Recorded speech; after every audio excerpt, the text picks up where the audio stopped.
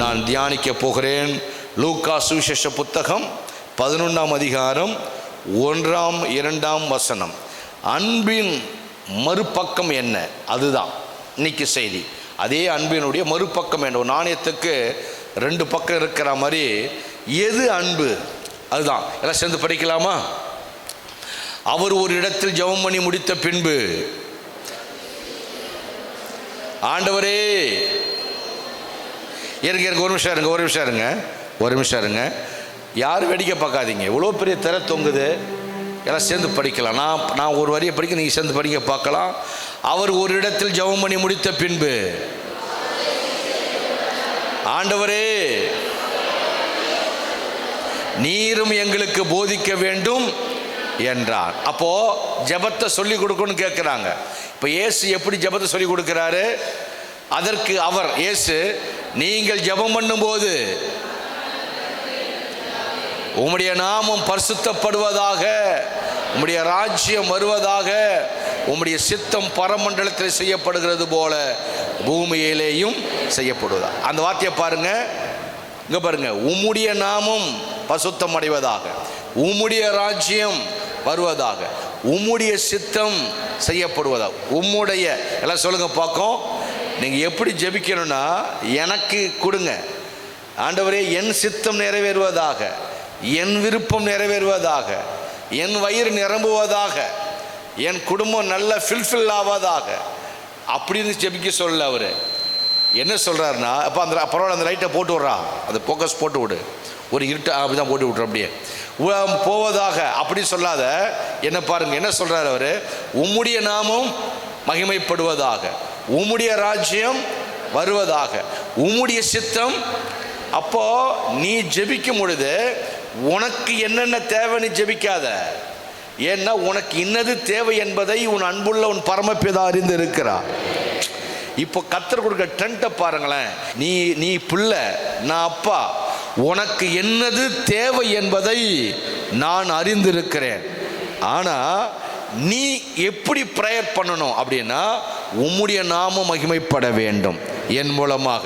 இப்போ வெளி சபைகளுக்கு பிரசங்கம் பண்ண கூப்பிட்றாங்கல்ல, நான் போய் இப்படி தான் ஜெபம் பண்ணிட்டு போவோம். ஆண்டவரே, பால் பாலகிருஷ்ணன் என் பேர் வேண்டாம், எனக்கு ஒரு மண்ணு வேண்டாம், எப்படியாச்சும் நீங்கள் மகிமைப்பட்டிருங்க ஆண்டவரே. நான் பேசுகிற பேச்சோ பாட்டோ உதாரணமோ சம்பவமோ எதுவாக இருந்தாலும் நீங்கள் மகிமை எடுத்துக்கொள்ள வேண்டும். அப்படி சொல்லிட்டு தான் ஒவ்வொரு முறையும் கர்த்தர்ட்ட அந்த கிருபையை கேட்டு ஒவ்வொரு மீட்டிங் சக்ஸஸ் பண்ணிட்டு அழகாக வருவதுக்கு கர்த்தர் கிருபை கொடுக்கிறார். அப்போ உம்முடைய சித்தம் இந்த பூமியிலே செய்யப்படுவதாக. ஆமேன்னு சொல்லுங்களேன். அப்போ அன்பு என்பது என்ன தெரியுமா? எனக்கு இல்லை ஆண்டவரே, உம்முடைய சித்தம், உம்முடைய விருப்பம், உம்முடைய ராஜ்யம், நீர் மகிமைப்பட வேண்டும். கையை உயர்த்தி ஆமேன்னு சொல்லுங்களேன். இதுதாண்டா அன்பின் ஜெபம் அப்படி என்று ஆண்டவர் நமக்கு சொல்லி கொடுத்தார். ஆண்டவருடைய அந்த அன்பின் மறுபக்கம் என்ன, எது அன்பு அப்படி என்றால், கர்த்தருடைய சித்தம் செய்வதுதான் அன்பு. ஆமேன்னு சொல்லுங்களேன். அன்பு என்றால் என்ன அப்படின்னா, நமக்கு மைண்டில் என்ன இருக்குன்னா, ஒருத்தரை நம்ம அதிகம் நேசிக்கிறோன்னா அவங்கள பார்த்து ஒரு வார்த்தை ஐ லவ் யூ அப்படின்னு சொல்லணும். ஏன்னா நான் ரொம்ப உன்னை நேசிக்கிறேன். இல்லைன்னா அவங்களுக்கு ஒரு மெசேஜ் போடணும், இல்லை போட்டுக்கிட்டே இருக்கணும். காலையில் போடணும், மத்தியானம் போடணும், சாயங்காலம் போடணும், நைட்டும் போடணும். போடலன்னா என்ன இல்லை, அன்பு இல்லை. பேசிக்கிட்டே இருக்கணும், டெய்லி பேசணும், ஒரு நாளைக்கு 3 டைம் பேசணும். இதெல்லாம் இதுதான் அன்பு நம்ம நினச்சிக்கிட்டு நம்ம இருக்கிறோம். பேசிக்கிட்டே இருக்கணும், அதுவும் அன்பாக பேசிக்கிட்டு இருக்கணும், உறவாடிக்கிட்டே இருக்கணும். ஒன்று வாயால் பேசணும், இல்லைன்னா வார்த்தையால் பேசணும். எதையாச்சும் ஒரு ரூபத்தில் அந்த தொடர்பு இருந்து கொண்டே இருக்க வேண்டும். இதுதான் அன்பு. நம்மளும் சபையில் பாடணும், ஆராதிக்கணும். ஆண்டவரே, நீ தலை தங்கமயமானவர், உன்னுடைய மயிரெல்லாம் சுருள் சுருளாக இருக்கும், நீ உன்னுடைய பாதம் தங்கத்தை போல இருக்கும், உன் கண்கள் ஒளிமயமாக இருக்கும் அப்படின்னு பேசுவது மட்டும், பாடுவது மட்டும் அன்பு அல்ல. இப்படி பாடுவதும் ஆராதிப்பதும் பேசுவதும் இது அன்பல்ல. இது அன்பின் ஒரு பகுதி, அவ்வளோதான். ஆனால் ரியல் அன்பு எது தெரியுமா? ஆண்டவர் எதை விரும்புகிறாரோ, எதை உணர்கிறாரோ அவர்களுடைய உணர்வுக்கு மதிப்பளிப்பது தான் ஒரிஜினல் அன்பு. ஆமேன்னு சொல்லுங்களேன். வெறும் பேச்சு அன்பல்ல, உணர்வை புரிந்து கொள்ள வேண்டும். உன்னுடைய பார்ட்னரை, உன்னுடைய பாஸ்டரை, உன்னுடைய கம்பெனியில் வேலை செஞ்ச அந்த முதலாளியை, அன்பு என்பது என்ன? பார்த்த உடனே வணக்கம் சார், குட் மார்னிங் சார் என்பது அல்ல. அவன் உணர்வு உனக்கு புரிகிறதா? அவருடைய ஏக்கம் உங்களுக்கு புரிகிறதா? அவர் எதை விரும்புகிறார் என்று தெரிகிறதா? அவர்களுடைய உணர்வுக்கு மதிப்பளிக்கிறோமா? அவங்க என்ன விரும்புகிறார்கள் என்று தெரிகிறதா? அதை யார் ஒருவர் புரிந்திருக்கிறார்களோ எதுவும் பேச வேண்டாம். உணர்வை புரிந்து சரியா நம்ம அந்த பிரசன்டேஷனை கொடுத்துட்டோம் அப்படின்னா அதுதான் அன்பின் பரிபூரணம். இயேசு சொல்லுவது என்ன? ஒருத்தர் ராவோடு ராவ் நல்ல போதகரே அப்படி என்று கூப்பிட்டான். இயேசு ஏற்றுக்கொள்ளவில்லை. இந்த ஜனங்கள் என்னை வாயினால் கூப்பிடுகிறார்கள் என்று சொல்லுகிறார். இயேசு அதை ஏற்றுக்கொள்ளவில்லை. இயேசு அன்பின் மறுபக்கத்தை எதை சொல்லுகிறார் என்றால், உம்முடைய சித்தம் இந்த பூமியிலே செய்யப்படுவதாக. எல்லாம் சொல்லுங்க பார்க்கலாம். அப்போ ஆண்டவருடைய இருதயம் என்ன தெரியுமா? எப்படி ஆகிலும் என் சித்தம் செய்ய வேண்டும். அதற்கு நீ தயாரா? அதற்கு நீ ரெடியா இருக்கிறியா? இதுதான் அன்பு. உணர்வை புரிந்து செயல்படுவது. பக்கத்தை கையை பிடிச்சி சொல்லுங்க பார்க்கலாம். அன்பு என்பது என்ன? உணர்வை புரிந்து செயல்படுவது. உன்னை நேசிக்கிறேன் டேனி என்பதனால நேசம் இல்லை, உன் உணர்வை நான் புரிஞ்சிருக்கணும். ஆமேன்னு சொல்லுங்களேன். உன் சூழ்நிலை என்ன, உன் நிலைமை என்ன, உனக்கு தேவை என்ன, நீ எந்த நிலையில் இருக்க புரிஞ்சு நான் கரெக்டாக நடந்துக்கிட்டேன்னா அதுக்கு பேர் தான் அன்பு. ஆமேன்னு சொல்லுங்க. அப்போ ஜீசஸ் நீ பாடுற, ஓடுற, ஆராதிக்கிற, விதவிதமாக ஆராதிக்கிற, குரலை உயர்த்தி பாடுற, இது மட்டும் அன்பல்ல. இப்போ ஜீசஸ் சொல்லி தர்றார் பரமண்டல ஜெபத்தில், உம்முடைய நாமம் மகிமைப்படணும். அப்போ இயேசுனுடைய இருதயம் என்ன? என் நாமம் உயர்த்தப்பட வேண்டும்டா, உம்முடைய ராஜ்யம் இந்த பூமியிலே வர வேண்டும், நான் இந்த பூமியில் ஸ்தாபிக்கப்பட வேண்டும்டா, என்னுடைய சித்தம் இந்த பூமியிலே நிறைவேற வேண்டும். நம்ம சித்தம் இல்லை, நம்ம என்னென்னலாம் விரும்புகிறோமோ அதை போய் ஆண்டவர்கிட்ட கொடுத்து ஒரு வெள்ளை பேப்பரில் நம்ம கரெக்டாக நிறையா எழுதி, ஆண்டவரே இதுக்கு ஒரு அப்பாயின்மெண்ட், இதுக்கு அப்ரூவல் கொடுங்க, இதுக்கு ஒரு சைன் பண்ணிடுங்க ஆண்டவரே, இது எல்லாம் எனக்கு கிடைச்சிடும் என்பது அன்பல்ல. ஆண்டவரே உங்கள் சித்தத்தை செய்ய என்னை நான் அர்ப்பணிக்கிறேன். உங்கள் உணர்வு என்ன, உங்கள் ஆசை என்ன, உங்களுடைய விருப்பம் என்ன, அதை சொல்லுங்க, அதை நான் செய்கிறேன். இதுதான் இயேசு அன்பின் மறுபக்கமாக நமக்கு சொல்லி கொடுத்த நல்ல அற்புதமான ஒரு பாதை. ஆமென் சொல்லுங்களேன். தேவனை தேடுவது ஒரு விதம், தேவனுடைய சித்தம் செய்வது வேறு விதம். எல்லாம் சொல்லுங்க பார்க்கும். தேவனை தேடுவது ஒரு விதம், ஆண்டவரை தேடுவது இன்னொன்று, தேவனுடைய சித்தத்தை செய்வது இன்னும் ஒரு விதம். கடவுள்கிட்ட போய் எதையாச்சும் போய் ஒரு ஆறுதலை எதிர்பார்ப்பது ஒரு விதம், கடவுளோடு ஐக்கியப்படுவது ஒரு விதம்.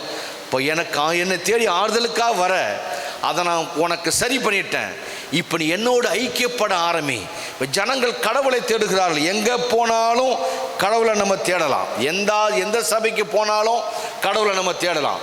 இந்த சபையில் தான் கடவுளை தேடணுங்கிற அவசியம் இல்லை. சீர்காழியை சுற்றி மயிலாடுதுறை மாவட்டத்தில் எண்ணற்ற சபைகள் இருக்கிறது.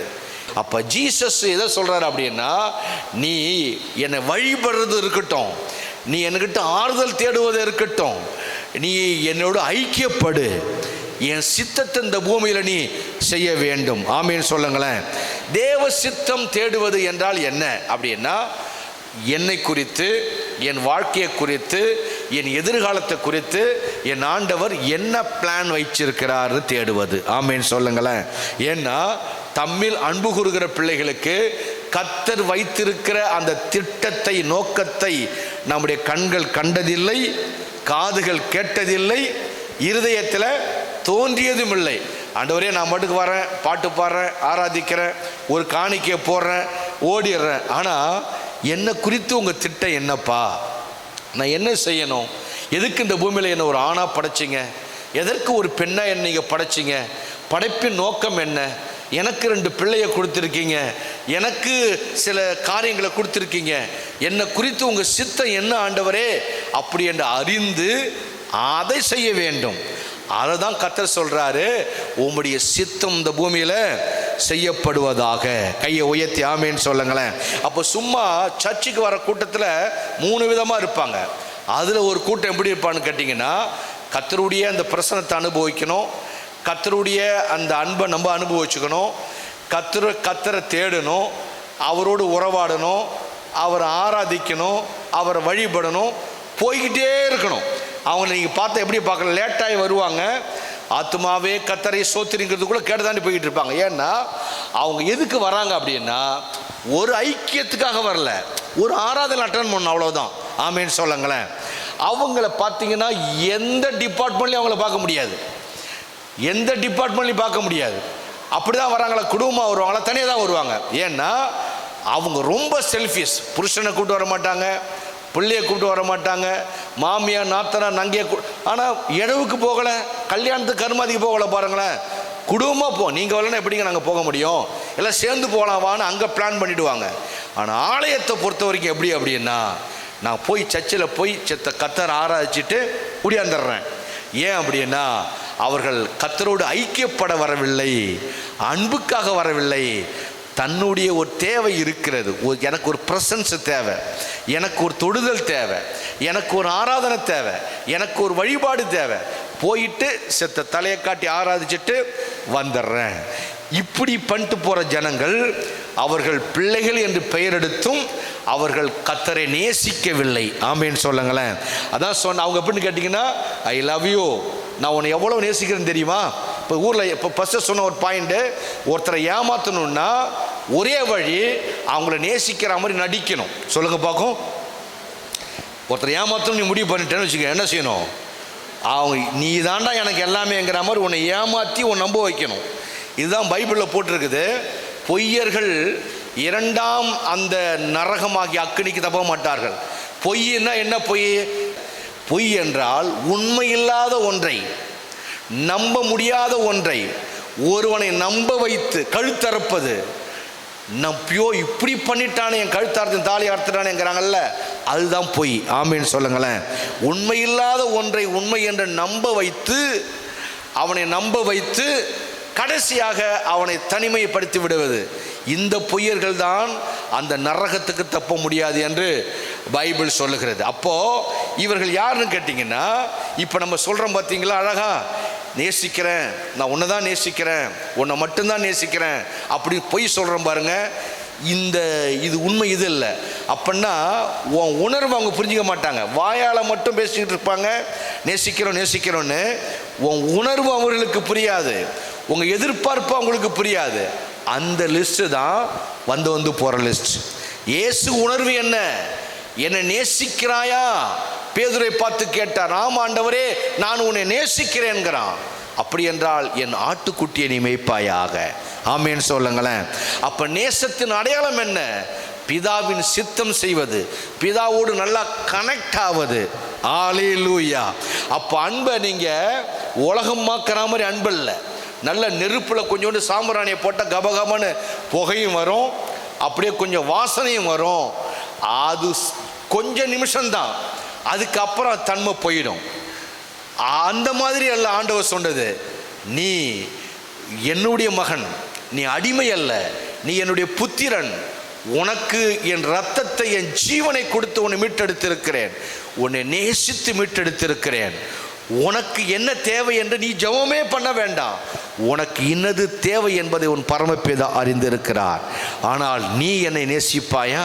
அந்த பரமண்டல ஜெபத்தை பார்க்கும் பொழுது, உம்முடைய சித்தம் பரலோகத்தில் செய்யப்படுவது போல இந்த பூமியிலே.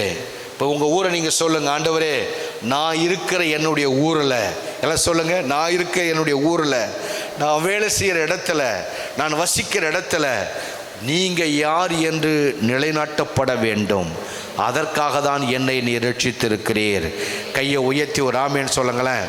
இதுக்கு பேரு தான் அன்பு. அன்புன்னா இப்போ ஏன் இந்த வார்த்தையை திரும்ப திரும்ப பேசுகிறோன்னா, யாரும் உங்களை ஏமாற்றிடக்கூடாது, யாரும் உங்களை வஞ்சிச்சிடக்கூடாது. நேசிக்கிறாமல் நடிக்கிறவனுக்கும் நேசிக்கிறவனுக்குள்ள வித்தியாசம் என்ன? நேசிக்கிறாமல் நடிக்கிறவர்களுக்கும் நேசிக்கிறவர்களுக்குள்ள வித்தியாசம் என்ன? நேசிப்பது போல் நடிக்கிறவர்கள் உலகம் பேசுவது போல அத்தனை அடைமொழியும் பேசுவார்கள். ஆனால் உண்மையாய் நேசிக்கிறவர்கள் எதையும் பேச மாட்டார்கள். உன் உணர்வை புரிந்து நடப்பார்கள், உன் விருப்பத்தை புரிந்து நடப்பார்கள், உன் ஆசையை புரிந்து நடப்பார்கள். அவர்கள்தான் ரியலாக உங்களை நேசிக்கிறவர்கள். அப்போ இயேசுவை நேசிக்கிறவர்களுக்கு அடையாளம் என்ன? வருவதும், கையை உயர்த்தி பாடுவதும், ஆவியில் நிரம்புவதும், ஒரு காணிக்கையை போடுவதும், ஆத்துமாவே கர்த்தரை ஸ்தோத்திரம்னு ஒரே ஓட்டம் கேட்டு வெளியே ஓடிடுவாங்க. அதுக்கப்புறம் அடுத்த ஞாயிற்றுக்கிழமை தான் அவங்கள பார்க்கலாம். இங்கே விசேஷித்த பெண்கள் கூட்டம் நடக்குது, விசேஷித்த உபவாச கூட்டம் நடக்கிறது, கிறிஸ்மஸ் நிகழ்ச்சி நடக்க போகிறது, புது வருட நிகழ்ச்சி நடக்க போகிறது, வருஷத்துக்கு 4 ஸ்பெஷல் விழா நடக்கும். இயேசுவை நேசிக்கிறவர்கள் இந்த இடத்தில் ரவுண்டு கட்டி நிற்க ஆரம்பிப்பாங்க. பாஸ்டரோட கிராமத்தில் நிற்பாங்க. இந்த அரேஞ்ச்மெண்ட்ஸை பார்த்துக்கிட்டு இருப்பாங்க. ஐயோ இவ்வளோ பெரிய விழா, பாஸ்டர் என்ன பண்ணுவார், பணத்துக்கு என்ன பண்ணுவார், இந்த பாஸ்டர்மா என்ன பண்ணுவாங்க, இவ்வளோ பெரிய நிகழ்ச்சி எப்படி நடத்த போகிறாங்க, நானும் என்னுடைய சிந்தையை அங்கே செலுத்த வேண்டும், என் உழைப்பை அங்கே கொடுக்க வேண்டும், கிறிஸ்மஸ் நாட்களில் பிதாவின் சித்தம் நிறைவேற வேண்டும், நடக்க போகிற 3 நாள் கூட்டத்துக்கு நிறைய செலவுகள் உண்டு, அங்கே என்னுடைய சிந்தை அங்கே வர வேண்டும், அப்படி என்று சொல்லி சைலண்டாக சில பேர் தங்களுடைய உழைப்பை, தங்கள் உணர்வுகளை கொடுத்து போய் கொண்டிருப்பார்கள். அவர்கள்தான் ரியல் லவ். உண்மையான அன்பு என்பது, அன்பின் மறுபக்கம் என்பது பேச்சு அல்ல, செயல். ஆமேன் சொல்லுங்களேன். அன்பின் மறுபக்கம் என்ன? முதல் பக்கம் பேச்சு. இப்போ ஆராதிச்சோம் இல்லையா, அது ஒரு பக்கம். என்னென்ன வார்த்தைகளாம் சொல்லி கர்த்தரை ஆராதிச்சோம், அது ஒரு பக்கம். அதோட அல்ல, மறுபக்கம் என்னன்னா செயல். உணர்வை புரிந்து நடப்பது, குணத்தை புரிந்து நடப்பது. என் இயேசுவினுடைய ஒரே நோக்கம், என் சித்தம் இந்த பூமியில் நிறைவேற வேண்டும், என் சித்தம் இந்த பூமியில் ஸ்தாபிக்கப்பட வேண்டும், என் சித்தம் இந்த பூமியில் எப்படியாக நிலைநாட்டப்பட வேண்டும். ஏன்னா ஆண்டவர் சொல்கிறாரு, ஒருவனும் கெட்டு போவது என் பிதாவின் சித்தம் அல்ல. அப்போ பிதாவின் சித்தம் என்ன? ஒருத்தன் கெட்டு போகிறதா? சாராயம் குடிக்கிறவன் குடிச்சுக்கிட்டே இருக்கிறான், அழுவு பண்ணுறவன் அழுவு பண்ணிக்கிட்டே இருக்கிறான், தீட்டானவன் தீட்டாவே இருக்கிறான், யார் யாருக்கு என்னென்னலாம் மைண்டில் படுதோ அதெல்லாம் பண்ணிக்கிட்டே இருக்கிறான், கடைசியில் கெட்டு போயிடுறான். இதுதான் பிதாவின் சித்தமா? ஒருவனும் கெட்டு போவது பிதாவின் சித்தம் அல்ல. அப்போ முந்தி கர்த்தர் நம்மளை ரட்சித்துட்டாரு, இப்போ நமக்குள்ள ஒரு ஆவியை கொடுத்துட்டாரு. இப்போ நமக்குள்ள யார் தான் இருக்கிறா? இயேசுவின் அன்பின் ஆவியானவர் இருக்கிறார். இப்போ இயேசு என்ன சொல்கிறாரு, எப்படி இந்த பூமியை பார்க்குறாருன்னா, எந்த பூமியில் என்னுடைய சித்தத்தை ஸ்தாபிக்க என் மகன் இருக்கிறான், என் மகள் இருக்கிறாள், அவள் அங்கே என்னுடைய வேலையை செய்து எனக்கான ராஜ்யத்தை அமைப்பாள் என்று கர்த்தர் உணர்வுபூர்வமாக இருக்கிறார். அந்த உணர்வை நமக்குள்ளே வைத்திருக்கிறார். அது செய்யும் பொழுதுதான் பிதாவை நாம் நேசிக்கிறோம், இயேசுவை நாம் நேசிக்கிறோம் என்று பொருள். எத்தனை பேர் கையை உயர்த்தி அல்லேலூயா சொல்கிறீங்க? ஆபிரகாமுடைய வாழ்க்கையை பாருங்க. ஆபிரகாம் எவ்வளவு தேவனால அடைந்தான் என்று படித்து பார்த்தீங்கன்னா நிறைய லிஸ்ட் இருக்கு. ஆபிரகாம் தனி ஒரு நபர். ஆபிரகாம் கர்த்தராலே உயர்ந்தவன், ஆபிரகாம் கர்த்தராலே பெற்றவன், ஆபிரகாம் கர்த்தராலே அடைந்தவன். இதுதான் பைபிள் ஃபுல்லாக இருக்கு. ஆனால் அதுக்கு ஒரே ஒரு காரணத்தை ஜீசஸ் சொல்லுவார். பைபிளை கவனிங்க, ஒரு வார்த்தையை சொல்லுவார். ஆதியாகமம் புஸ்தகம் 22:18, ஆதியாகமம் புஸ்தகம் 26:4-5 2 வசனத்தை படித்து பார்த்தீங்கன்னா, எல்லாம் சேர்ந்து படிங்க. நீ என் சொல்லுக்கு கீழ்ப்படிந்தபடியினால், எல்லாம் சொல்லுங்க பார்க்கும். இது யார் சொல்றா? கர்த்தர் சொன்னார் ஆபிரகாமை பார்த்து. நம்ம என்ன சொல்லுவோம்? ஆபிரகாமின் ஆசீர்வாதங்கள் அடிமைக்கு தந்தீர் ஐயா. ஆபிரகாம் கர்த்தரிடத்தில் பெற்றான், ஆபிரகாம் கர்த்தரால் உயர்ந்தான், ஆபிரகாம் கர்த்தரால் இந்த பூமியில் அடையாளப்படுத்தப்பட்டான். எப்படி அப்படின்னா, ஆபிரகாமுக்கு கர்த்தர் இவ்வளவு அள்ளி கொடுக்க ஒரு காரணம் பைபிள் சொல்லுகிறது, அவன் என் சொல்லுக்கு கீழ்ப்படிந்தபடியினால். எல்லாம் சொல்லுங்க பார்க்கும். ஆபிரகாமுடைய ப்ளஸ் பாயிண்ட் என்ன அப்படின்னு கேட்டிங்கன்னா, என்ன கவனிங்க, எல்லாருக்கும் ஒரு ப்ளஸ் பாயிண்ட் இருக்கும், மைனஸ் பாயிண்ட் இருக்கும். இவனை எப்படா ஆண்டவர் உயர்த்தினாரு, இவன் எப்படா இந்த அளவுக்கு ஹைலைட் ஆனா, இவனை எப்படா இந்த அளவுக்கு ஆண்டவர் பண்ணுறாரு அப்படின்னா, ஒரே விஷயந்தான். அது ஆண்டவரே சாட்சி கொடுக்கிறார். என் சொல்லுக்கு அவன் கீழ்ப்படிந்தபடியினால் உன் சந்ததிக்குள். இங்க பாருங்க, ஒருத்தன் கீழ்ப்படுகிறான். கர்த்தர் சொல்றாரு, உன் சந்ததிக்குள் பூமியில் உள்ள சகல ஜாதிகளும் ஆசீர்வதிக்கப்படும் என்று என் பேரில் உனக்கு சத்தியம் பண்ணுகிறேன் என்று கர்த்தர் சொன்னார். ஆனா ஆண்டவர் செய்றாரு, அவர் மேல சத்தியம் பண்றாரு. ஒரே ஒரு விஷயம்தான், என் சொல்லுக்கு நீ கீழ்ப்படிந்தவன். அப்படின்னா என்ன பொருள்? என் சித்தத்தை செய்தவன் நீ. ஆமேன்னு சொல்லுங்களேன். என் சித்தத்தை செய்தவன் நீ. பக்கத்தில் கையை பிடிச்சி கர்த்தருடைய சித்தத்தை செய்யுங்க, உங்களுக்கும் உங்க சந்ததிக்கும் கர்த்தருடைய ஐஸ்வர்யம் வரும். ஆமென், அல்லேலூயா. கர்த்தருடைய சித்தத்தை செய்யுங்க, கர்த்தருடைய விருப்பத்தை செய்யுங்க, கர்த்தருக்கு எது பிரியமோ அதை செய்யுங்க. நமக்கு என்னென்ன பிரியம்லாம் அப்படியே செஞ்சுட்டு போகக்கூடாது. கர்த்தருடைய சித்தம் என்ன என்று அறிந்து அதை நீங்கள் செய்யுங்க.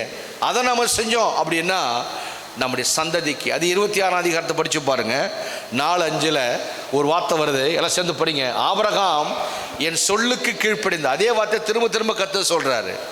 ஆபிரகாம் என் சொல்லுக்கு கீழ்ப்படிந்த, திரும்ப சொல்லுங்க. நான் சொன்னா அவன் கேட்பான், அதான் அதுக்கு பொருள். ஆமேன்னு சொல்லுங்களேன். ஆபிரகாமுக்கு 2 விஷயம் இருக்கு. சொல்லாமலும் உணர்ந்துக்குவாங்க, இவருக்கு தேவை இருக்கு அப்படின்னு. இதான் லவ், இதான் அன்பின் மறுபக்கம். இதுதான், ஐயா என்ன உனக்கு புரிஞ்சுக்க தெரியல, என் உணர்வு உனக்கு தெரியல, நான் என்ன விரும்புகிறேன்னு உனக்கு தெரியல, அப்புறம் நேசிக்கிறேன் என்று சொல்வது எப்படி? ஆனால் ஆபிரகாமுடைய அன்பின் மறுபக்கம் என்ன தெரியுமா? அவன் என் சொல்லுக்கு கீழ்ப்படிந்து என் விதிகளையும், எல்லாம் சேர்ந்து படிங்க, என் கற்பனையங்களையும் என் பிரமாணங்களையும் கை கொண்டபடியினால். ஆமீன் சொல்லுங்களேன். என்ன கொடுப்பேன் அவனுக்கு? நான் உன் சந்ததியை வானத்தின் நட்சத்திரங்களை போல பெருக பண்ணி உன் சந்ததிக்கு இந்த தேசங்கள் யாவையும் தருவேன், உன் சந்ததிக்குள் பூமியில் உள்ள சகல ஜாதிகளும் ஆசீர்வதிக்கப்படும். ஒரு கரங்களை தட்டலாமே நல்லா.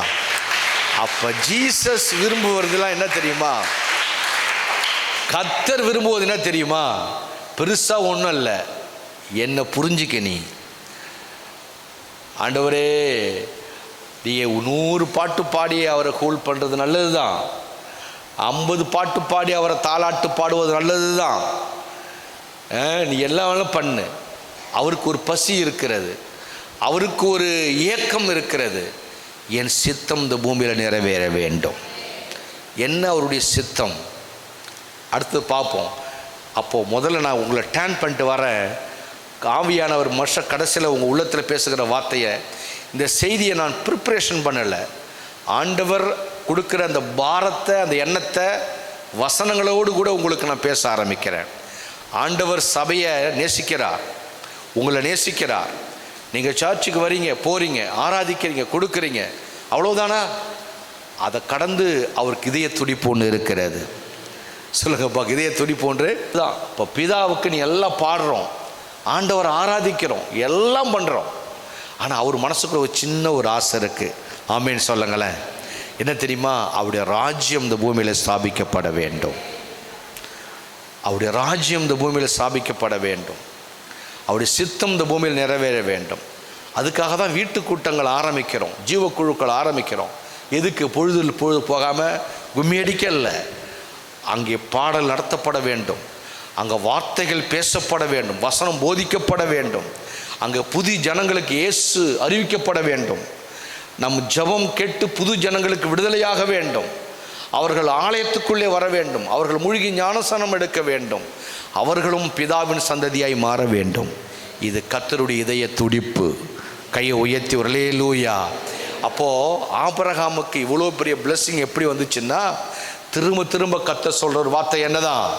அவன் என் சொல்லுக்கு கீழ்ப்படுகிறவன். பக்கத்தில் கையை பிடி சொல்லுங்க, கர்த்தருடைய சித்தத்துக்கு கீழ்ப்படுகிற ஆட்களா? தேவ சித்தம் என்று ஒன்று இருக்கிறது, நம்முடைய சித்தம் என்று ஒன்று இருக்கிறது. பிதாவின் சித்தம் என்ன? இப்போ நம்ம எல்லாருமே ஒரு ரோலில் நிற்கிறோம். அப்படியே குடும்பங்கள் ஒரே ரோலில் நிற்குது. குடும்பங்களுக்குள்ள கர்த்தருடைய ஐஸ்வர்யம் இன்னும் வரலை. குடும்பங்களில் இன்னும் வானம் திறக்கப்படலை. கடவுள் உங்களை இன்னும் வல்லமையாய் பயன்படுத்தலை. நீங்கள் வாரந்தோறும் அற்புதமான சாட்சிகளை சொல்ல முடியல. ஏன் தெரியுமா? நீங்கள் முதல் ரோல்லே நிற்கிறீங்க. ஆண்டவரே நான் உண்மை நேசிக்கிறேன், ஆலயத்துக்கு வரேன், அதோடு முடிச்சிடுறீங்க. ஆனால் அடுத்த ரோல் ஒன்று இருக்கிறது, அவருடைய வேலையை செய்ய வேண்டும். ஆமேன்னு சொல்லுங்களேன். அவருடைய வேலையை செய்ய வேண்டும். நம்ம சபையில் நிறைய வேலைகள் இருக்கிறது, நிறைய செல்குழு உருவாக்கி வச்சுருக்கிறோம். அன்றைக்கி ஒரு ஊருக்கு நாங்கள் போயிருந்தோம். நாங்கள் தம்பியெல்லாம் அங்கே எல்லாரையும் கூட்டி வச்சு அங்கே ஜெபம் நடத்த ஆரம்பித்தோம். அங்கே புது ஜனங்களுக்கு கருத்தாய் சுவிசேஷத்தை போதிக்க ஆரம்பித்தோம். இந்த காரியத்தை நம்ம ஒரு நாளும் கோட்டை விட்டுறக்கூடாது. கர்த்தரை நம்மளை ஆசீர்வதிக்கணும் அப்படி என்பதற்காக மட்டுமே சபைக்கு வருவது ஜெபிப்பதல்ல. கர்த்தர் நம்மை ஆசீர்வதிக்கணும். கர்த்தர் நம்மை ஆசீர்வதிக்கிறவராக மட்டும் பார்க்கக்கூடாது. மாறாக நம்முடைய வாழ்க்கையின் நோக்கத்தை, நம்முடைய வாழ்க்கையின் திட்டத்தை வைத்து அவர் என்ன நிறைவேற்ற சித்தம் கொண்டு இருக்கிறார் என்று பார்க்க வேண்டும். பைபிள் காலேஜ் நாங்கள் படிக்கும் பொழுதெல்லாம் இப்படி தான் ஜெபம் பண்ணுவோம். ஆண்டவரே, ஊழியத்துக்கு அழைச்சிருக்கீங்க, என்ன ஊழியம் செய்யணும், எந்த ஊருக்கு நாங்கள் போகணும் அப்படி என்று சொல்லி. அதான் முன்னாடி சொன்னது போல் கர்த்தருடைய அருளை தேடுவது ஒரு சுயநலம். ஆனால் தேவனுடைய சித்தம் செய்வது தான் சமூகத்தின் நலம். ஆமேன்னு சொல்லுங்களேன். ஹல்லேலூயா. அப்போ சமூகத்தின் நலனை தேடுவதா, நம்முடைய நலனை நாம் தேடுவதா? என்னுடைய மகள் பாலியன் ஒரு சென்னை காலேஜில் பேசின அந்த அந்த கண்டென்ட்டை நான் பார்த்தேன். எந்த எந்த எந்த எந்த சிந்தையில் பேசுகிறான்னு. நான் எங்கே பேசுனத அதுக்கு வேறு வார்த்தை போட்டு பேசுகிறா.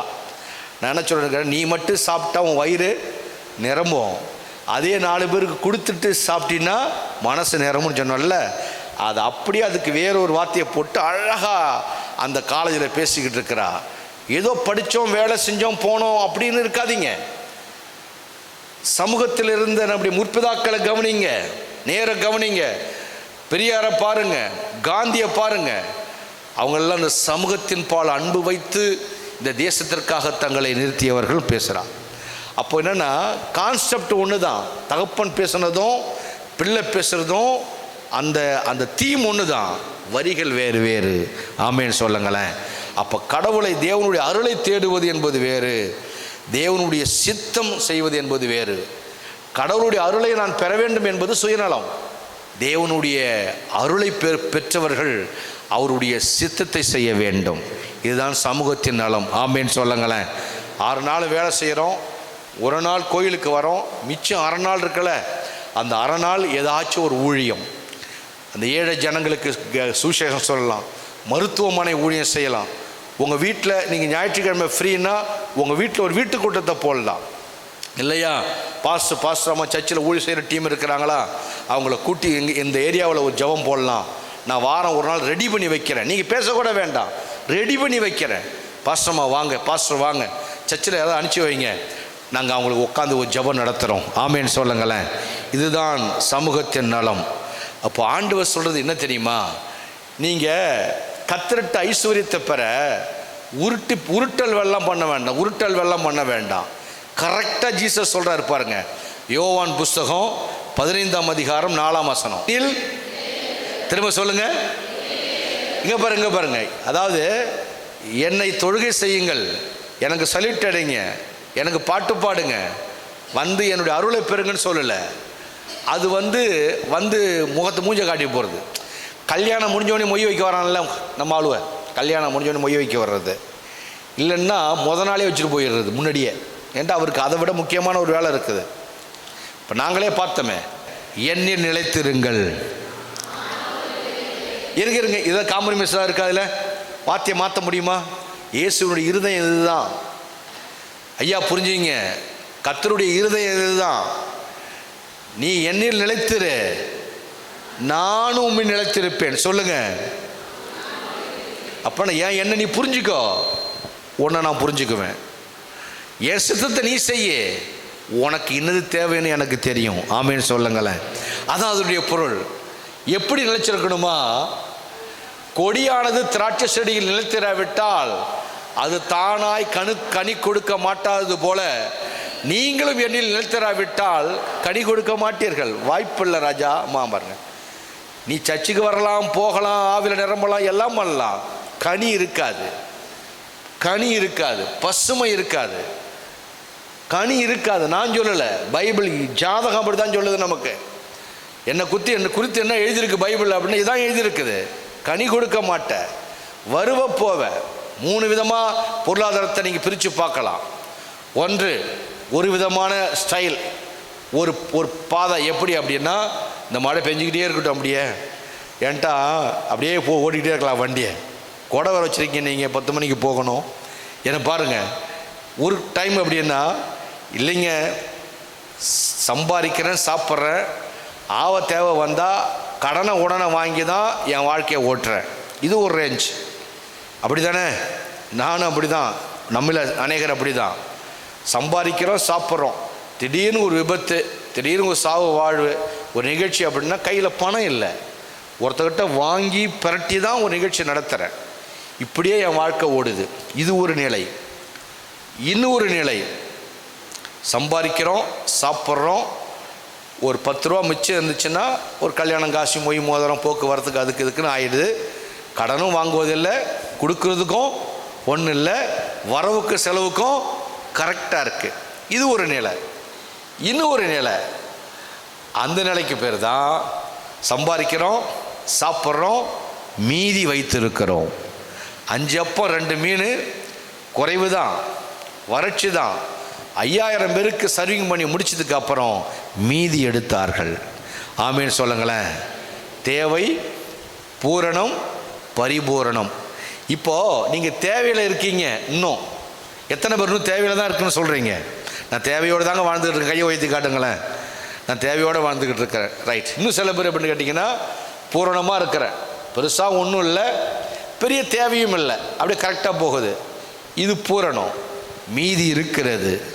உனக்கு கேட்டால் ஒரு 1 லட்ச ரூபா நான் கடன் கொடுப்பேன், 50,000 கொடுப்பேன். இதுக்கு பேர் பரிபூரணம். ஆமீன்னு சொல்லுங்களேன். இப்போ இந்த வார்த்தையை படிங்க. நீ தானாய் கனி கொடுக்க முடியாது, நீங்கள் எண்ணில் நிலைத்திராவிட்டால். கடைசி வரி எல்லாம் சேர்ந்து படிங்க, கடைசி வரியை படிங்க. நீங்களும் எண்ணில் நிலைத்திராவிட்டால், நீங்களும் எண்ணில் நிலைத்திராவிட்டால். திரும்ப படிங்க. கனி கொடுக்க மாட்டீர்கள். ஏன் கனி இல்லை? ஏன் கனி இல்லை? ஏன் ஒரு வரம் கூட வேலை செய்யலை? ஏன் ஒரு ஜெபம் கூட பண்ண தெரியல? ஏன் உன் மேலே ஒரு கிருபை வெளிப்படலை? ஏன் உனக்குள்ளேருந்து ஒரு திறமை வெளியே வரல? ஏன் உனக்குள்ள ஒரு அபிஷேகம் வெளியே வரல? ஏன் உன்னை கொண்டு ஒரு பேய் ஓடலை? ஏன் உன்னை வச்சு உன் குடும்பத்தை கர்த்தர் உயர்த்தலை? அப்படின்னா நீ எந்த கேடரில் இருக்கிற அப்படி என்பதை கர்த்தர் சொல்கிறாரு. என்னில் நிலைத்திராத கேடரில் இருக்கிற. கையை உயர்த்தி ஒரு அல்லேலூயா. எண்ணில் நிலைத்திராத ஒரு கேடர், நிலைத்திராத கேடர், வந்தும் தலைவாளையும் காட்டுற கேடர் அப்படி இருக்கக்கூடாது, நிலைத்திருக்க வேண்டும். கையை உயர்த்தி ஒரு அல்லேலூயா. அடுத்த வசனம் படிங்க பார்க்கலாம். 7ஆம் வசனம் சேர்ந்து. நீங்கள் என்னிலும் எல்லாம் சேர்ந்து படிங்க. இங்க பாருங்க, பாருங்க வார்த்தை. ஆமேன்னு சொல்லுங்களேன். நீங்கள் என்னிலும் என் வார்த்தை உங்களிலும் நிலைத்திருந்தால் நீங்கள் கேட்டுக்கொள்வது எதுவோ அது உங்களுக்கு செய்யப்படும். ஒரு கையை தட்டுங்க பார்க்கும்.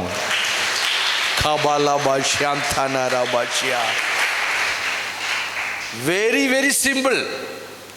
கர்த்தர்ட்ட ஐஸ்வரியத்தை பெறுவது ரொம்ப சிம்பிள், ரொம்ப ஈஸி, ரொம்ப லகுவான ஒரு வேலை.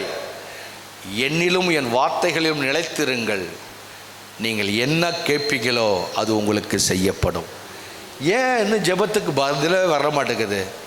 எங்கே நம்ம ஜெபிக்கிறதே இல்லை. அது ஒரு பக்கம். பாருங்க, மனுஷன் பாக்கெட்டில் இருக்கிற 100 ரூபா வேணுமா? பரலோகத்தில் இருக்கிற பொக்கிஷம் நமக்கு வேணுமா? ஆமேன்னு சொல்லுங்களேன். பரலோகத்தின் பொக்கிஷம் வேணும், பொக்கிஷம் வேணும். நான் கர்த்தர்ட்ட 1 கோடி ரூபா கேட்டேன், கர்த்தர் கொடுத்துட்டாரு, வேலையெல்லாம் முடிச்சுட்டேன். புதுசாக 100 கோடி ரூபா கேட்குறோம் ஆண்டவர்கிட்ட. என்ன தைரியம்? நீ யார்? நீ என்கிட்ட கேட்க? என் சித்தத்தை செய்கிறவனா? என் விருப்பத்தை நிறைவேற்றுறவனா? நான் கூப்பிடும்போது ஓடி நான் சொல்கிற இடத்துக்கு ஓடுகிறவனான்னு கர்த்தர் கேட்பார். நான் கர்த்தருடைய சித்தம் செய்கிறவனாக இருந்தால் இந்த வசனத்தின்படி எல்லாம் சேர்ந்து படிங்க. நீ என்னிலும் என் வார்த்தை உங்களிலும் நிலைத்திருந்தால் நீங்கள் கேட்டுக்கொள்வது எதுவோ எதுவோ எதுவோ எதுவோ எதுவோ அது உங்களுக்கு அப்படியே செய்யப்படும். அல்லேலூயா. இப்போ கீ புரியுதா? இப்போ நீங்கள் முடிவு எடுத்துக்கலாம். தேவ சித்தம் செய்யணும். என்ன கவனிங்க, தேவ சித்தம் செய்யணும். தேவ சித்தம் செஞ்சுதான் ஆகணும், ஒரு வழியே கிடையாது. ஏன் அப்படின்னா தேவ சித்தம் செய்யாமல் கர்த்தர்கிட்ட எதையும் பெற முடியாது, பரலோகமே போக முடியாது. இப்போது வாயால் வடை சொல்கிறத பற்றி பேசிக்கிட்டு இருக்கல, பைபிளில் ஒரு சம்பவத்தை கர்த்தர் காட்டுறாரு. ஒரு அப்பாவுக்கு 2 பிள்ளை. தம்பி போடு, மத்திய புஸ்தகம் 21 ஒரு அப்பாவுக்கு 2 பிள்ளை. கவனிக்கிறீங்களா வசனத்தை? என்ன கவனிங்க. ஒரு அப்பாவுக்கு 2 பிள்ளை. தோட்டத்துக்கு போயிட்டு வாடா, வயலுக்கு போயிட்டு வா அப்படின்னு சொல்லி பெரியவங்ககிட்ட சொல்கிறாரு. அதெல்லாம் முடியாது, நான் போக முடியாது அப்படிங்கிறான். நான் போக முடியாதுப்பா, சின்னவன் அனுப்பு. அந்த டோனில் பேசுகிறான். சின்னவங்கிட்ட அப்பா சொல்கிறாரு, அடி அவன் போக மாட்டாங்கிறான், நீயாவது போடா அப்படின்னா, போகிறேன் ஐயா அப்படிங்கிறான். எப்படி சொன்னா கேட்குறதுக்கு எப்படி இருக்கு? யார் நல்லவன்? சின்னவன் நல்லவனா பெரியவன் நல்லவனா? சின்னவன் தான் நல்லவன். பெரியவனை பார்த்து தோட்டத்துக்கு போடாங்கிறாரு. உடனே நான் போக முடியாதுப்பா, என்னால் முடியாது அப்படின்றான். பைபிளில் இதெல்லாம் எழுதியிருக்கு. ஏன் எழுதியிருக்குன்னா, நான் பேச்சை பார்க்குறவன் அல்ல, ஆனால் சின்னவனை போடாங்கிறாரு. போகிறேன் ஐயான்னு பதிவுசாக சொல்கிறான். பிரைஸ் லார்ட் பாஸ்டர், பாஸ்டர் அப்படிங்கிறாங்கல்ல, இதுமாரி.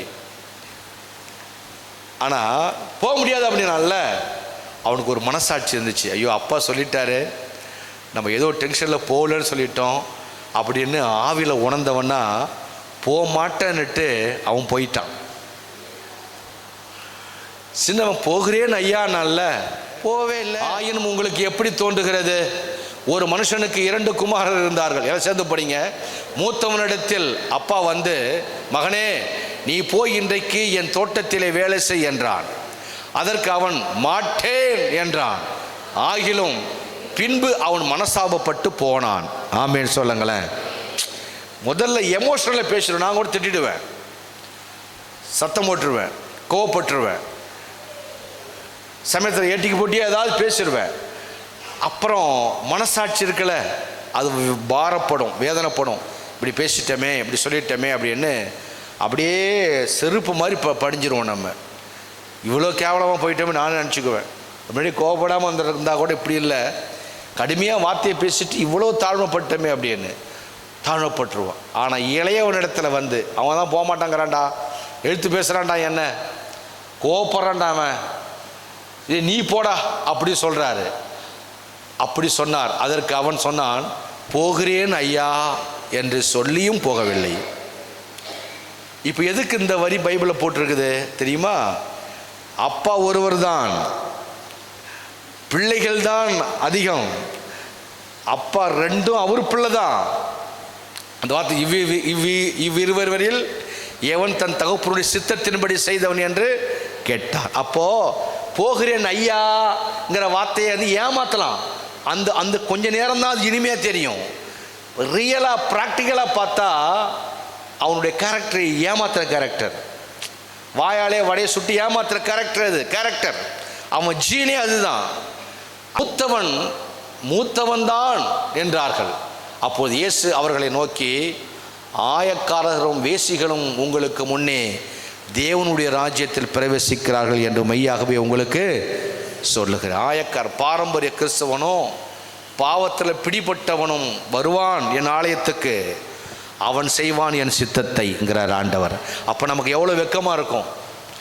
தேவ சித்தம், தேவனுடைய சித்தம் என்பது, தேவனுடைய அன்பு என்பது பேச்சிலே அல்ல, அது செயலிலே அந்த அன்பு விளங்க ஆரம்பிக்கும். ஆமேன்னு சொல்லுங்களேன். நம்ம செய்கிற சின்ன காரியம் கூட பரலோகத்தில் கரெக்டாக ஞாபகத்தில் கர்த்தரை வச்சு பூமியிலே வெளிப்படுத்திடுவார். பரலோகம் போய்ங்கிறது அப்புறம் பூமியிலே வெளிப்படுத்துவார். அப்போஸ்தலர் 10ஆம் அதிகாரத்தில் ஒரு இராணுவ தளபதி ஒருத்தர் இருக்கிறான். அவன் பேர் கொர்நேலியு. சீக்கிரம் கடகன்னு படிச்சிடலாம். 1 முதல் 4 வசனம் கடகன்னு படிங்க.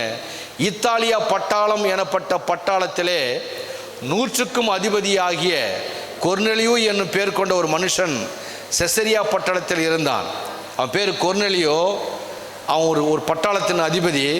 அவன் எல்லாம் சேர்ந்து படிங்க. அவன் தேவ பக்தி உள்ளவனும் தன் வீட்டார் அனைவரோடும் கூட தேவனுக்கு பயந்தவனுமாய் இருந்து ஜனங்களுக்கு மிகுந்த தர்மங்களை செய்து எப்பொழுதும் தேவனை நோக்கி ஜெபம் பண்ணி கொண்டிருந்தான். வெறும் ஜெபம் மட்டும் இல்லை, செயலும் இருந்தது அவங்கிட்ட.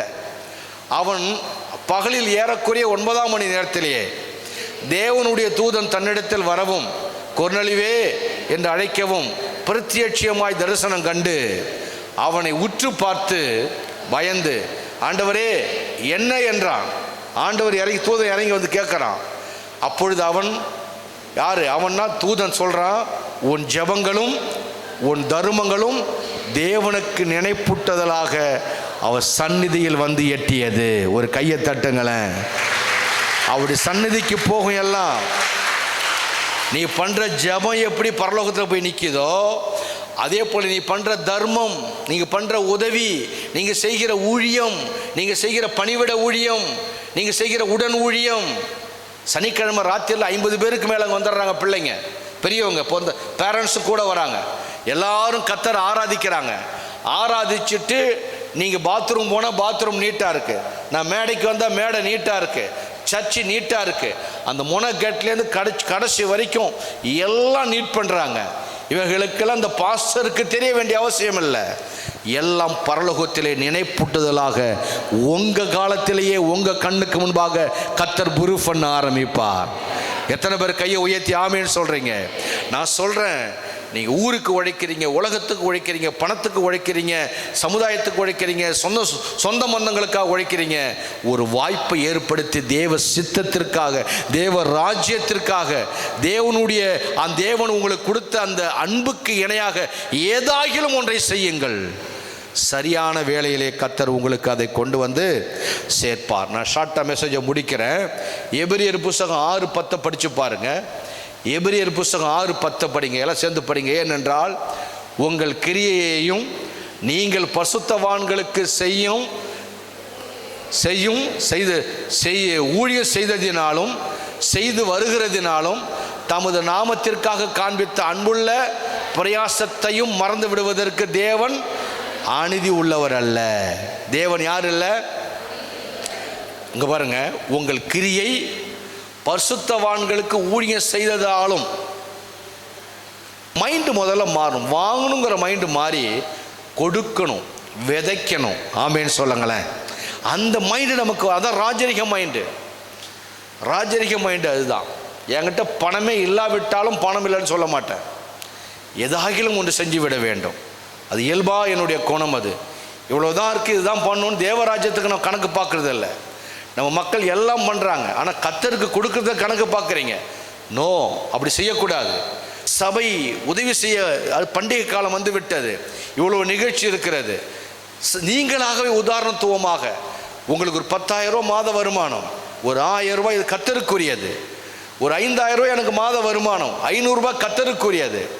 10,000 ரூபா மாத வருமானத்தை வாங்கி 200 ரூபா அது தசமபாகன்னு கொடுக்கக்கூடாது. நீங்கள் பெரிய அநியாயம், பெரிய அழும்பு. அது இதெல்லாம் அழும்பு சொல்லுங்க பார்க்க. அதுக்கு பேர் தேவராஜ்யத்துக்கு நீங்கள் பண்ணுகிற தீங்கு. அது எரிஞ்சிக்கிட்டு இருக்கிற அடுப்பில் 2 விறகை வெளியே எடுத்தால் அப்படியே இருக்கும், கொஞ்சம் தண்ணி ஊற்றினா அப்படியே இருக்கும். அந்த மாதிரி பண்ணுறது. தேவராஜ்யம் எரிந்து கொண்டே இருக்க வேண்டும். தேவராஜ்யத்தின் பணி செயல்பட்டு கொண்டே இருக்க வேண்டும். ஓடுகிற வாகனம் ஓடிக்கொண்டே நிற்கவே கூடாது. ஊழியம் படிப்படியாக ஓடிக்கொண்டு இருக்க வேண்டும். படிப்படியாக ஊழியம் வளர்ந்து கொண்டு இருக்க வேண்டும். உதவிகள் செய்து கொண்டே இருக்க வேண்டும். சர்ச்சில் பண பஞ்சம் என்று பாஸ்டர் வாயினால் சொல்லவே கூடாது. வார்த்தையை படிங்க. உங்கள் கிரியையையும் நீங்கள் பரிசுத்தவான்களுக்கு ஊழியம் செய்ததாலும் அப்புறம் செய்து வருகிறதினாலும் தமது நாமத்திற்காக, கர்த்தருடைய நாமத்திற்காக நீங்கள் காண்பித்த அன்புள்ள பிரயாசம். அதுக்கு கூட அன்புன்னு தான் ஆண்டவர் சொல்றாரு. இது கட்டளை இல்லை, கடுமை அல்ல, விதி அல்ல, அன்பு. ஆமேன்னு சொல்லுங்களேன்.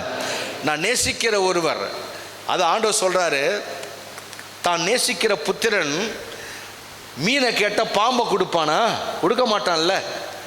நான் உங்களை நேசிக்கிறேன், உங்களுக்கு ஒரு ஷர்ட்டு தேவைன்னா 2 ஷர்ட்டு நான் எடுத்து கொடுக்குறேன்னா அது பொருள் என்ன? நான் உங்களை நேசிக்கிறேன், என் நேசத்தின் வெளிப்பாடு பெற்றுக்கொள், பிழைத்துக்கொள், சந்தோஷமாயிரு. நான் அப்பா இருக்கிறேன், நான் அம்மா இருக்கிறேன், நான் மாமா இருக்கிறேன், நீ சந்தோஷமா இருறாங்கிற மாதிரி. அப்போ நான் கர்த்தரிடத்தை பெற்றிருக்கிறேன். இப்போ தேவ ராஜ்யத்தின் பணி அப்படி என்றால் முதல்ல என்னுடைய பங்கை நான் கொடுத்து விட வேண்டும். ஏனென்றால் எனக்கல்ல, பைபிள் சொல்லுகிறது அது அன்புள்ள பிரயாசமா. ஆமேன்னு சொல்லுங்களேன். வெளிப்படுத்தின விசேஷம் 14ஆம் அதிகாரம் 3ஆம் வசனத்தை கையில் எடுத்து எல்லாம் சேர்ந்து படிக்கலாமா? பின்பு பரலோகத்திலிருந்து ஒரு சத்தம் உண்டாக கேட்டேன். எல்லாம் சேர்ந்து சொல்லுங்க. ஐயா மாருங்க படிங்க. பரலோகத்திலிருந்து சத்தம் உண்டாக, அது கர்த்தருக்குள் மரிக்கிறவர்கள் இது முதல் பாக்கியவான்கள் என்று எழுது. அவர்கள் தங்கள் பிரயாசங்களை விட்டொழிந்து இளைப்பாறுவார்கள். ரெஸ்ட் எடுப்பாங்களாம். மரணம் என்பது பெரிய இழப்பல்ல, அது ஓய்வு. ஓடிக்கிட்டே இருக்கிறோம், ஓடி ஓடி உழைக்கிறோம், ஊருக்கெல்லாம் கொடுக்குறோம். ஓய்வு வேணுமில்ல. ஏது ஓய்வு? வீட்டிலலாம் ஓய்வும் கிடையாது, வெளியும் ஓய்வு கிடையாது. ஆனால் என்ன நடக்குமா? அவங்க மறித்து பரலோகம் போகல. வசந்தப்படிங்க. அவர்களுடைய கிரியைகள் அவர்களுடைய கூட கடந்து போம். ஆவியானவரும் ஆம் என்று திருவுளம் பற்றுகிறார் என்று சொல்லிற்று. நம்ம பரலோகம் போகல, நம்முடைய கிரியையும் சேர்ந்து போகுமா? ஆமேன்னு சொல்லுங்களேன். அப்போது பூமியில் வாழக்கோழிய ஊழியம் செய்யணும், வேறு ஒன்றும் இல்லை. அதான் பொருள். நல்ல கிரியைகள் செய்யணும், நல்ல ஊழியம் செய்யணும். வாய்ப்பு ஊழியம் செய்ய நிறைய வாய்ப்பு இருக்குது. ஊழியம் செய்யணும். போக்கோல கர்த்தருடைய நன்மை கூட போகணும். முதல்ல நீங்கள் செய்ய வேண்டியது உங்கள் தசம பாகத்தை வஞ்சிக்கக்கூடாது. ரெண்டாவது நீங்கள் செய்ய வேண்டியது உங்கள் நேரத்தை வீணாக்கக்கூடாது. ஆத்தும அறுவடை செய்ய வேண்டும். நீங்கள் சொல்லுங்கள், நீங்கள் வசிக்கிற இடத்துல ஒரு ஜீவக்கூடு நடத்த முடியுமா? முடியாதா? ஜீவக்கூடு நடத்த முடியும். ஜீவக்கூடு எதுக்கு தெரியுமா? 2 பேர் கை தட்டி பாட்டு பாடுவீங்க, உங்களை யார் திரும்பி கூட பார்க்க முடியாது. உலகத்தால் எங்கெங்கெல்லாம் முடியலையோ கடைசியாக வந்து சேர்ற இடம் இந்த இடம்தான். ஆமேன்னு சொல்லுங்களேன். உங்கள் மேலே இருக்க அபிஷேகம் அப்படி. உங்கள் வீட்டில் நீ கை தட்டி 2 பேர் பாடிக்கிட்டு இருப்பீங்க. 3 மாதம் யாரும் திரும்பி பார்க்க மாட்டான், 6 மாதம் பார்க்க மாட்டான். ஒரு நாள் கர்த்தர் சில குடும்பங்களை அசைப்பார். அவர்கள் உங்கள் ஜீவக்குழுக்கு வருவாங்க. அங்கே ரட்சிப்பு, இயேசுவின் சுவிசேஷம் பேசப்படும். ஒரு நாள் சர்ச்சுக்கு வருவாங்க. கிறிஸ்துமஸ் நாட்கள் வருகிறது. இப்பொழுது ஆயத்தமாகிவிட வேண்டும், ஆயத்தமாகிவிட வேண்டும். நீங்கள் இயேசுவை நேசிப்பது உண்மை என்றால் அவருடைய வார்த்தையை நேசியுங்கள்.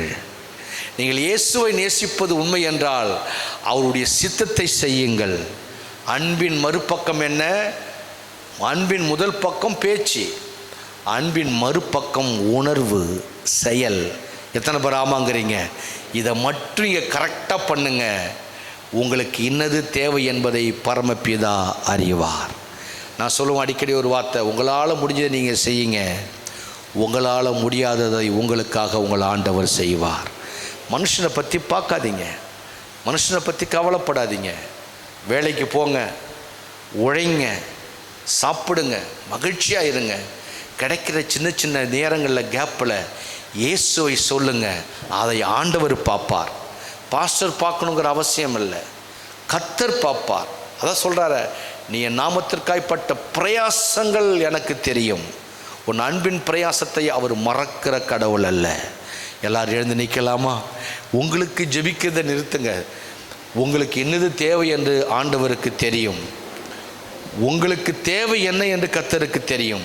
நீங்கள் என்னிலும் என் வார்த்தை உங்களிலும் நிலைத்திருந்தால் நீங்கள் கேட்டுக்கொள்வது எதுவோ அது உங்களுக்கு செய்யப்படும். ஒரு நிமிஷம் கண்ணை மூடி அப்பாவை நான் நேசிக்கிறேன் அப்படின்னா, அவரை பார்த்து ஜீசஸ் ஐ லவ் யூ அப்படின்னா, ஓகே ஓகே நீ 10 வருஷமாக தான் சொல்லிட்டு கிடக்கிற, நீ என்ன லவ்வும் பண்ணல ஒன்றும் பண்ணல, ஐ லவ் யூ சொல்லிகிட்டே கிடக்கிற. நீ என் சித்தத்தை செய்ய மாட்டேற, என் உணர்வை புரிஞ்சிக்க மாட்டேற. உங்கள் வீட்டை ஐயா ரட்சிக்கப்பட்டாரா? நாத்தனார் நங்கே ரட்சிக்கப்பட்டாங்களா? ஐயா நீங்கள் பரிபூர்ணப்பட வேண்டும்.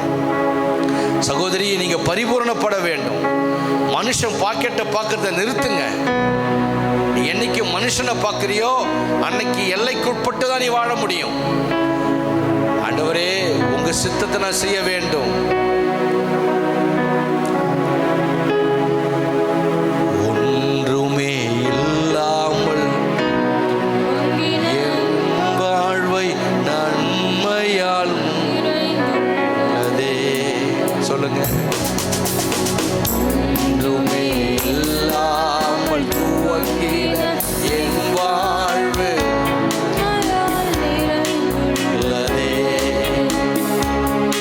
ஒரு தீ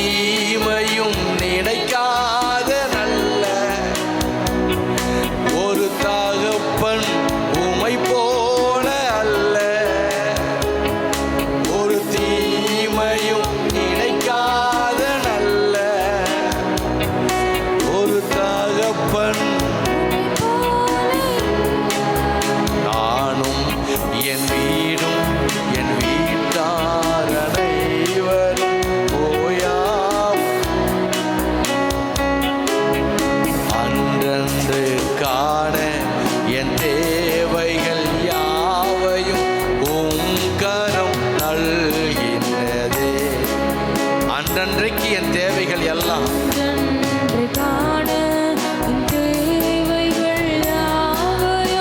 உம் கரம் நல்கினதே. என்னை நடத்திடும் விதங்களை சொல்ல ஒரு பூரண வார்த்தையே இல்லை. ஆமப்பா, விதங்களை சொல்ல ஒரு பூரண வார்த்தையே இல்லை. நானும் என் வீடும்